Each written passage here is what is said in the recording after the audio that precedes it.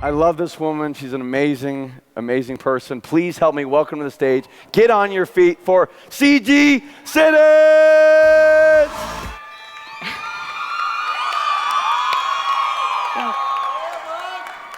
Thank you. So I'm going to ask you a couple of questions, and you don't have to raise your hand.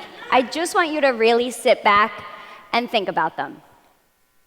Have you ever sat in the audience, or are you sitting in the audience right now thinking that the people that stand on stage or the people that speak at events, they must be really special? They must have that rock star DNA that you just didn't get? Or have you ever sat out there and thought you weren't confident enough, or charismatic enough, or influential enough to really be successful in this business? Last one. How many of you, as much as you believe in Isagenix and you believe in everything this company stands for, you believe even more strongly that success is something that's meant for other people? I'll be totally honest with you. 2 years ago, I was sitting at this exact same event, all the way in the back of the room, not even in a chair, on the sound speaker next to the woman I'm about to bring out. I was literally thinking these exact same thoughts, paralyzed by my fears, my doubts, my insecurities, and so overwhelmed with the junk in my head about why this couldn't work for me.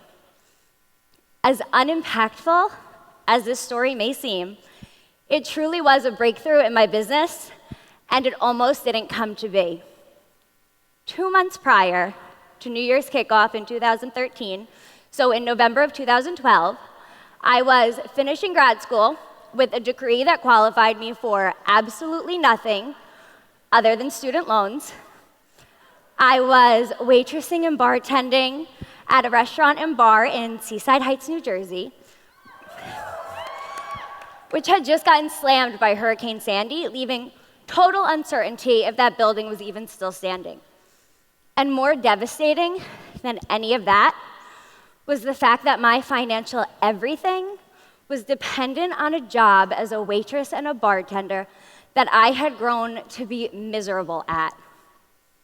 And my Isagenix income for the entire month of November 2012 was $557.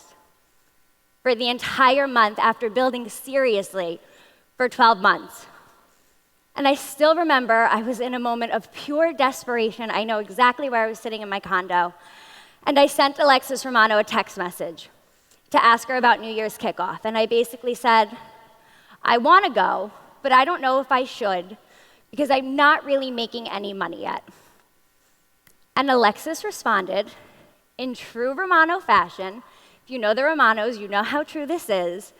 The most genuine way possible, all capital letters, yelling as only a Romano can yell. That's exactly why you go. Because I had so much respect for Alexis, I would truly do anything she told me to do. I made the commitment to be there. I didn't know how, I just knew I would be. Financially, at this point in my life, I was struggling. I was that person who, if I went to the ATM, I would close my eyes and avoid looking at the bank balance because that dwindling number was terrifying to me. What happened next wasn't my proudest moment, but I sent my dad a text, and I let him know I knew what I wanted for Christmas that year. I wanted a plane ticket to New Year's kickoff.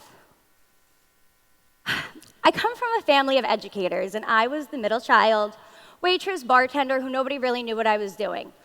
But in true father fashion, my father obliged, no questions asked, and paid for that plane ticket. Do you really get that? That was 2 years ago. $557 for the entire month of November, and I couldn't afford my own plane ticket. Can I tell you what my Christmas gift to my dad was this year? My brother, my sister, and I flew my dad to Palm Springs with his best friend Frankie, first class, so they could be here today. You guys can stand.